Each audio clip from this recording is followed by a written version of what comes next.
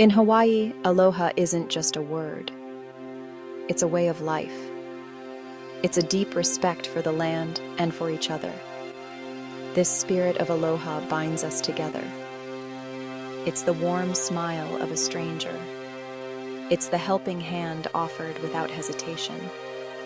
It's the feeling of belonging, of knowing your neighbors and looking out for one another. For generations, this sense of community has thrived in our islands. We celebrate together. We support each other in times of need. We understand the importance of connection. We know that our strength lies in our unity. But lately, a shadow has fallen over our sunny shores. New rules and regulations threaten to unravel the very fabric of our community. Nowhere is this more evident than in the parking restrictions imposed by some homeowner associations. These rules, while perhaps well-intentioned, are creating division and hardship. They're pushing us further apart instead of bringing us closer. We must ask ourselves, at what cost progress? Can we truly claim to uphold the spirit of aloha when our actions create discord and alienation? In Hawaii, family is everything. It's not uncommon to find multiple generations living under one roof. This is how we honor our elders. This is how we pass down traditions. This is how we keep the spirit of aloha alive. Grandparents share stories of old Hawaii with their grandchildren. Aunts and uncles step in to help with childcare.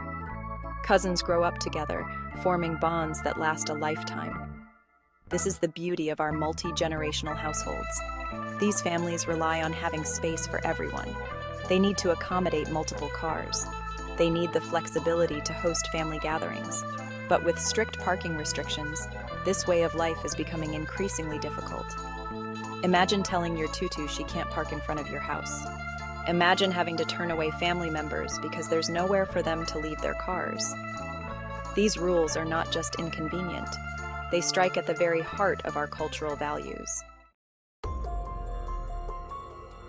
The parking situation in Kona Palisades, and communities like it, has become a source of tension. Homeowner associations argue that street parking is unsightly and unsafe. They claim that limiting parking will improve the aesthetics of the neighborhood and reduce traffic congestion. But these arguments ring hollow for many residents. They see these rules as an attack on their way of life. They see them as a way for some residents to impose their will on others. The result is a growing sense of resentment and division. Neighbors who once greeted each other with warmth now exchange wary glances. Friendly conversations have been replaced by arguments over parking spaces. The spirit of aloha is being eroded, replaced by suspicion and animosity. My own family has experienced the negative effects of these parking restrictions firsthand. My auntie Leilani, who lives down the street, recently had to cancel our annual family luau. With limited parking available, there simply wasn't enough space for everyone to gather. It broke my heart to see the disappointment on my family's faces. This annual tradition is more than just a party. It's a time for us to connect, to share stories, to celebrate our heritage. These new rules robbed us of that opportunity. The emptiness of our driveway that day mirrored the emptiness in our hearts. The laughter and joy that usually filled our home were replaced with a heavy silence. We are not alone in this experience. Countless families in our community have similar stories to tell.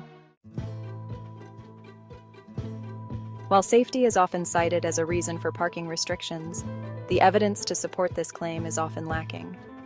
In many cases, the streets are wide enough to accommodate parking on both sides without obstructing traffic flow.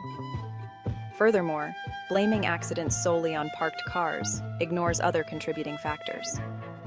Speeding, distracted driving, drunk drivers, and poor road design are all significant contributors to accidents. Addressing these issues would have a far greater impact on safety than simply banning street parking. It's important to consider the unintended consequences of these restrictions.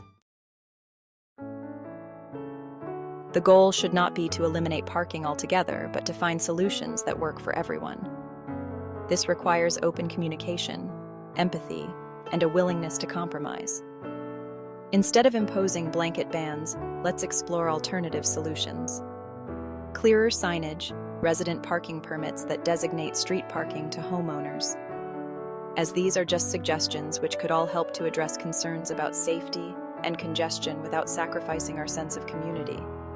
We need to remember that our neighborhoods are not just collections of houses. They are places where people live, work, and raise their families. Let's work together to create communities that are both safe and welcoming.